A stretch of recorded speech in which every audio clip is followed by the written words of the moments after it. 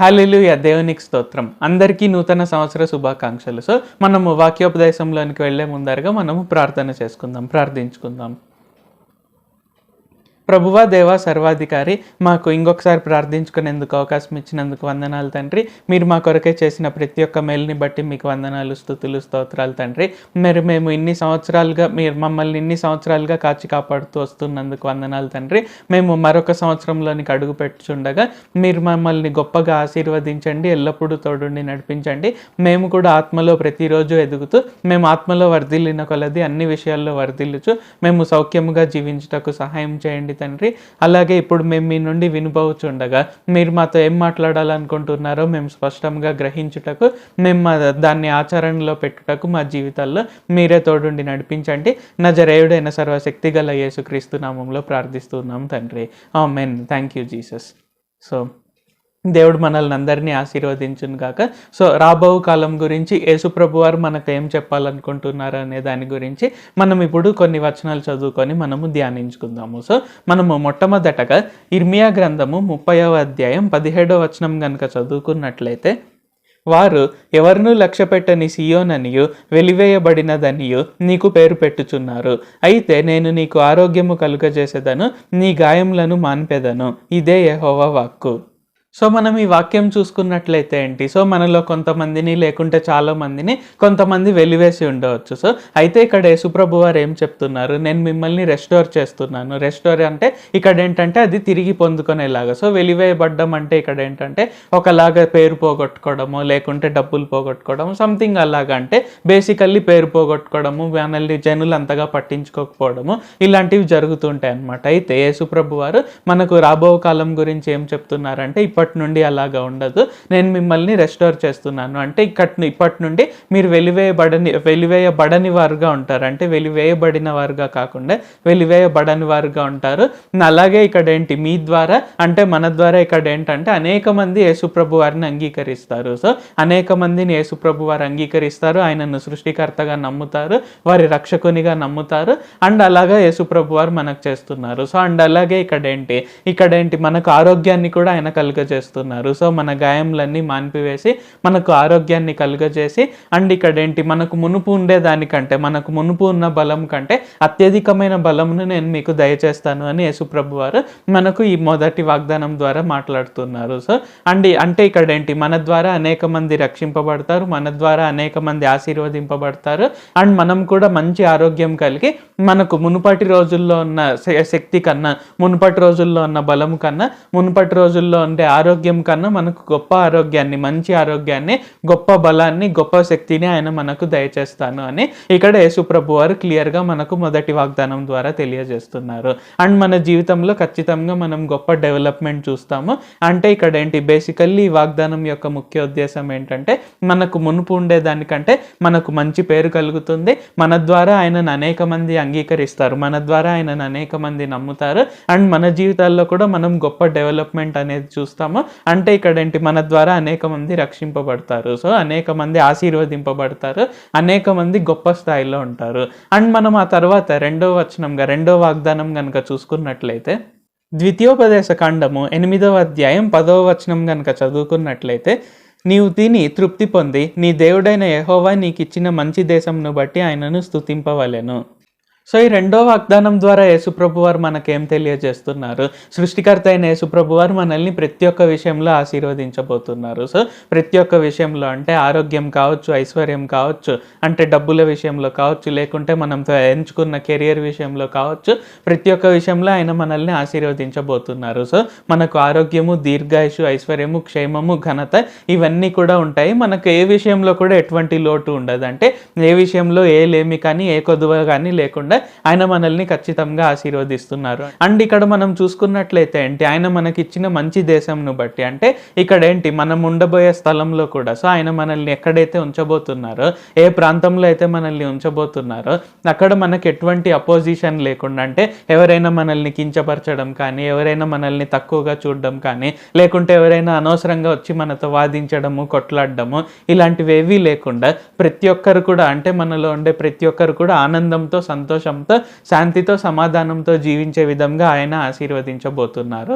And ఇక్కడ ఏంటంటే ప్రతి ఒక్క స్థలం కూడా, సో మనం ఉండే ప్రతి ఒక్క ప్రాంతం కూడా ఆయన యొక్క జ్ఞానంతో నింపబడుతుంది. అంటే యేసు ప్రభువారు ఇలాగా సృష్టికర్త, రక్షకుడు అనేది ప్రతి ఒక్కటి క్లియర్గా తెలుసుకునే విధంగా ఆయన మనల్ని ఆశీర్వదించబోతున్నారు. సో అప్పుడు ఇక్కడ ఏంటి, ఆయన ఇచ్చిన మంచి దేశంను బట్టి ఇక్కడ ఏంటి, మనం తిని తృప్తి పొందిన తర్వాత ఇక్కడ ఏంటంటే మనం ఖచ్చితంగా మనం ప్రతిరోజు తప్పకుండా 100% మనం ఆయనను స్తుతించాలి, ఆరాధించాలి. సో ఇక్కడ ఏంటంటే ఆయనను స్తుతించడము, ఆరాధించడం అనేది ఒకలాంటి మంచి రిలేషన్షిప్ మనం ఆయనతో కలిగి ఉన్నట్టు, ఆయన పట్ల మనం కృతజ్ఞతా భావంతో ఉన్నట్టు. సో మనం అస్సలు అది మిస్ అవ్వకుండా ఖచ్చితంగా ఆయనను స్తుతిస్తూ, ఆరాధిస్తూ మనం 100% ప్రతిరోజు కూడా ఆయనతో సమయం గడుపుతూ మనం ముందుకు సాగాలి. సో ఈ రెండవ వాగ్దానం ద్వారా యేసు ప్రభువారు మనకు రాబో కాలం గురించి మాట్లాడుతున్నారు.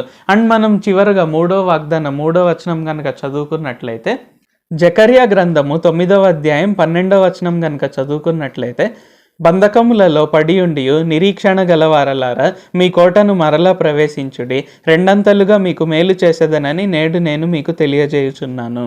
సో ఈ మూడో వాగ్దానం గురించి కనుక మనం చదువుకున్నట్లయితే ఇక్కడ ఏంటి, మనం చూసుకున్నట్లయితే ఆయన నిరీక్షణ గురించి మనం చూస్తున్నాము. అంటే ఆ నిరీక్షణ అనేది మనకు ఎందుకు ఉండాలి అంటే, సృష్టికర్త అయిన యేసుప్రభు వారి పైన మనకు నిరీక్షణ అనేది ఎందుకు ఉండాలి అంటే, మనకు ఒక రకంగా ఆయన పైన విశ్వాసం అనేది చూపిస్తుంది. సో నిరీక్షణ అనేది మనకుండే చాలా గొప్ప క్వాలిటీగా యేసుప్రభు వారు మనకు చూపిస్తున్నారు. సో అంటే ఇక్కడ ఏంటి, అదొక చాలా గొప్ప క్వాలిటీ. సో ఏ మనిషి అయినా యేసుప్రభు వారి పైన నిరీక్షణ కలిగి ఉన్నారంటే దాని అర్థం ఏంటంటే ఆ వ్యక్తి చాలా గొప్ప విశ్వాసంతో ఉన్నట్లు. సో అలాగా మనం గొప్ప విశ్వాసము, గొప్ప నిరీక్షణ చూపించినట్లయితే ఇక్కడ ఏంటి, ఖచ్చితంగా యేసుప్రభు వారు అది ఊరికే అలాగా చూడరు, కానీ మనకు గొప్పగా రివార్డ్ అనేది దయచేస్తారు.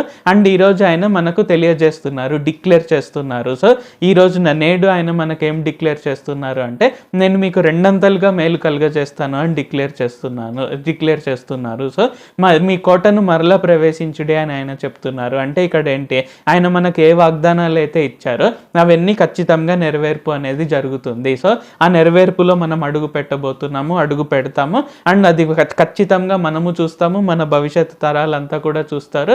ప్రతి ఒక్క వాగ్దాన నెరవేర్పు అనేది మనం ఖచ్చితంగా చూస్తాము. సో ఈరోజు మనం చూసుకున్నట్లయితే ఏంటంటే, యేసు ప్రభువారు మనకు 3 వాగ్దానాలు ఇచ్చారు. అండ్ ఆ 3 వాగ్దానాల గురించి మనం ధ్యానించుకున్నాము. అండ్ ఖచ్చితంగా ఇప్పుడు మనకు చివరిగా ఏం తెలియజేశారు అంటే, ప్రతి ఒక్క వాగ్దానం అనేది నెరవేరుతుంది అండ్ మీ కోటను మీరు మరలా ప్రవేశిస్తారు. అంటే ఇక్కడ ఏంటంటే ఆ వాగ్దాన నెరవేర్పులు అనేది మీరు ఖచ్చితంగా ప్రవేశిస్తారు, అది మీరు చూస్తారు, మీ భవిష్యత్తు తరాలంతా కూడా చూస్తారు అని యేసు ప్రభు వారు తెలియజేస్తున్నారు. ప్రార్థించుకుందాం. ప్రభువా, దేవ, సర్వాధికారి, మాకు ఇంకొకసారి ప్రార్థించుకునేందుకు అవకాశం ఇచ్చినందుకు వందనాలు తండ్రి. మీరు మా కొరకే చేసిన ప్రతి ఒక్క మేల్ని బట్టి మీకు వందనాలు, స్తుతులు, స్తోత్రాలు తండ్రి. ఈరోజు వాగ్దానాలను బట్టి వందనాలు తండ్రి. మీరు రాబో కాలం గురించి మీరు మాతో మాట్లాడి మీరు 3 వాగ్దానాలు మాకు దయచేశారు తండ్రి. ఆ 3 వాగ్దానాలు కూడా ఈ ప్రార్థనలు ఎవరెవరైతే పాల్గొంటున్నారో వారి జీవితాలలో ఖచ్చితంగా ఈ వాగ్దానాలను నెరవేర్చండి తండ్రి.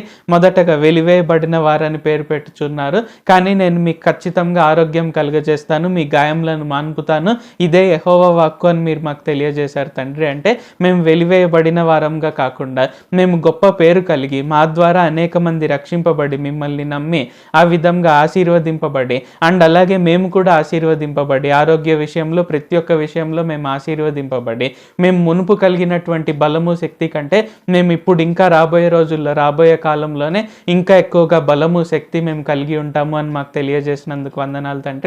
అండ్ అలాగే రెండో వాగ్దాన విషయంలో మీరు మాకు మేము తిని తృప్తి పొందిన తర్వాత మీరు మాకు ఇచ్చిన మంచి దేశంను బట్టి మేము మిమ్మల్ని స్తుతింపవలేను అని తెలియజేశారు తండ్రి. అంటే మేము ఆర్థిక విషయంలో, మరి ముఖ్యంగా ఆర్థిక విషయంలో అండ్ అలాగే అన్ని విషయాల్లో కూడా మేము గొప్పగా ఆశీర్వదింపబడతాము. మీ ఆరోగ్యముతో, మీ దీర్ఘాయుషుతో, మీ ఐశ్వర్యంతో, మీ క్షేమంతో, మీ ఘనతతో మేము నింపబడతాము అని మాకు తెలియజేసినందుకు వందనాలు తండ్రి. అండ్ అలాగా మేము ఉన్నప్పుడు మేము ఖచ్చితంగా మిస్ అవ్వకుండా మీరు మాకు ఇచ్చిన మంచి దేశంను బట్టి, అంటే ఎవరు మాతో కొట్లాడకుండా, ఎవరు మమ్మల్ని కించపరచకుండా, దూషించకుండా ఉంటున్న సమయంలో మేము మిమ్మల్ని విడిచిపెట్టకుండా మిమ్మల్ని స్తుతిస్తూ ఆరాధిస్తూ మీతో ప్రతిరోజు సమయం గడుపుటకు సహాయం చేయండి. మీతో రిలేషన్షిప్ అనేది మేము కట్ చేసుకోకుండా మేము 100% మీరు మాకు ఇచ్చిన మంచి దేశంను బట్టి మేము తిని తృప్తి పొందిన తర్వాత మేము మిమ్మల్ని ఆరాధిస్తూ స్తుతిస్తూ సమయం గడుపుతూ ముందుకు సాగుటకు సహాయం చేయండి. అండ్ అలాగే మీరు మాకు 3వ వాగ్దానం కూడా ఇచ్చారు తండ్రి. అందులో మీరు తెలియజేసింది ఏంటంటే మేము మీ పైన నిరీక్షణ అనేది కలిగి ఉన్నాం కాబట్టి, అది గొప్ప విశ్వాసానికి ఇండికేటర్ కాబట్టి మేము ఖచ్చితంగా గొప్ప విశ్వాసానికి గొప్ప బహుమతిని అంటే రివార్డ్ని మేము ఖచ్చితంగా పొందుకుంటాము. ఆ రివార్డ్ అనేది 2 ఉంటుంది అని నేడు మీరు మాకు తెలియజేశారు తండ్రి, డిక్లేర్ చేశారు తండ్రి. కావున ఈ ప్రార్థనలో పాల్గొంటున్న ప్రతి ఒక్కరము కూడా 2 రివార్డ్ పొందుకొనుటకు అండ్ మా కోటను మేము మరలా ప్రవేశించుటకు, అంటే మేము వాగ్దాన నెరవేర్పులో 100% ప్రవేశించుటకు, అది మేము మా భవిష్యత్తు తరాలంతా చూచుటకు సహాయం చేయండి. నజరేయుడైన సర్వశక్తి గల యేసుక్రీస్తు నామంలో ప్రార్థిస్తూ ఉన్నాం తండ్రి. ఆమేన్. Thank you Jesus. సో దేవుడు మనల్ని అందరినీ ఆశీర్వదించును గాక. సో మరి ఒకసారి వీక్షకులకు అందరికీ కూడా నూతన సంవత్సర శుభాకాంక్షలు. సో ఈ రాబోయే కాలంలో ఎలాగ జరగబోతుంది అనేది యేసుప్రభు వారు మనకు అందరికీ కూడా మాట్లాడారు. అండ్ ఖచ్చితంగా మనం దాని గురించి ప్రార్థన చేస్తూ మనం అందరం కూడా ముందుకు సాగుదాము. సో మనం తిరిగి కలుసుకునే వరకు దేవుడు మనల్ని అందరినీ ఆశీర్వదించును గాక. ఆమేన్. Thank you Jesus.